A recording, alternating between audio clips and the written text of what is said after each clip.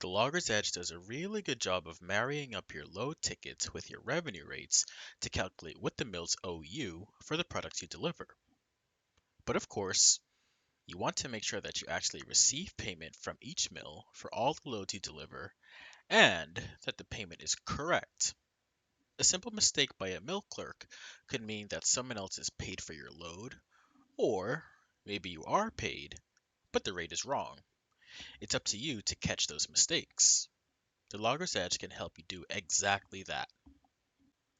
There are a few options for reconciling your calculated revenue in the Logger's Edge against your mill statements. We'll explore the post check wizard, which is a great option for visualizing the total difference between your mill statement and your Logger's Edge totals, and marking tickets as paid, and adding them all to a check all in one swoop if your totals all match up. It might be a little easier to show you. I have a pay period where International Paper paid me this amount.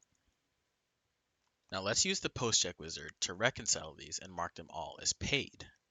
Under data entry, load slips, post checks, you can use the new check option to begin with. You'll need to select the customer that paid you. In this case, it's International Paper, so I'll choose IP.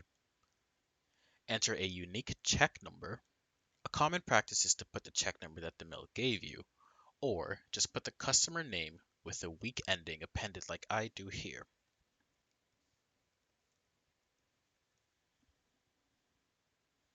Enter the amount for your check.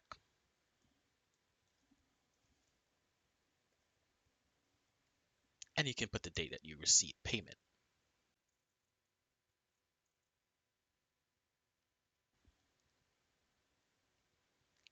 On the date selector here, you must choose the dates that encompass the loads on that statement that the mill gave you.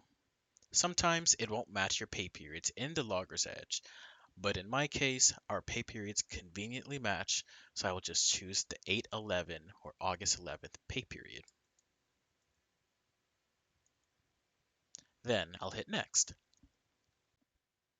This will show you all the revenue that the Logger's Edge has calculated for each International Paper load in the date range of August 5th to August 11th. Now, remember when I said the post check wizard is great for visualizing the total difference between your mill statement and your Logger's Edge totals? Take a look at the check status up top. The first is the check amount, which we entered from the mill on the previous step. Our running total is 0 by default, and that tells us that nothing has been reconciled yet. That number increases each time you mark a load or loads as paid. The difference is the check amount minus the running total. So, how do you mark loads as paid? In a perfect world, all your rates, weights, and load counts are all correct, and your Logger's Edge calculated everything perfectly. That's exactly the case in this situation, where I scroll down to the bottom and I see my grand total here, which is 166,140 and 64 cents, matches my check amount that I entered. In this case, we can select the Do All checkbox and we are done with this check. But before I click it, notice that the Paid in Full column says No or N for every row, and the amount is all zero. But when I click Do All, they all change to yes, which means they have been marked as paid, and the amount gets set to our expected revenue, or our calculated revenue. The exclude checkmark might be useful to omit any loads for which the mill has not paid you for yet. By excluding a ticket, you remove its amount from the running total, and you also prevent this ticket from being added to the check. Now, these are all marked as paid. But what if our total does not match the check amount? Then we'll have to find the problematic loads and address them accordingly.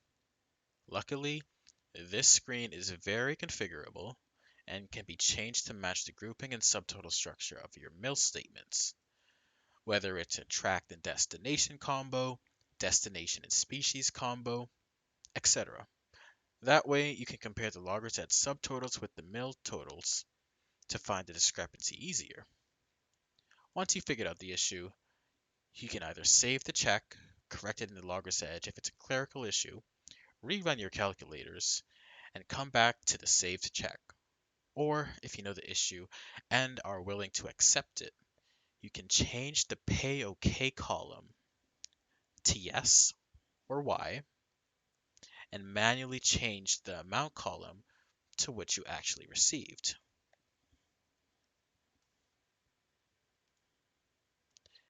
At the end of your reconciliation, your difference at the top should be 0 as long as you don't have any loads like this. You can then go to the end and save or post the check.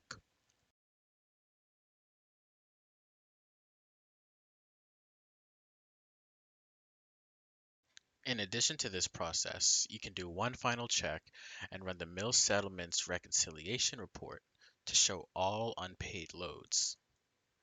Of course, you'll need to make sure you run this with the only show unpaid checkbox. And a good idea is to run this report for a wide date range to ensure that no loads are missed in the last week, month, or even year. And this will bring back all loads that have not been marked as paid. For this, I'll just do the period we just worked with. And I'll choose just our IP destinations.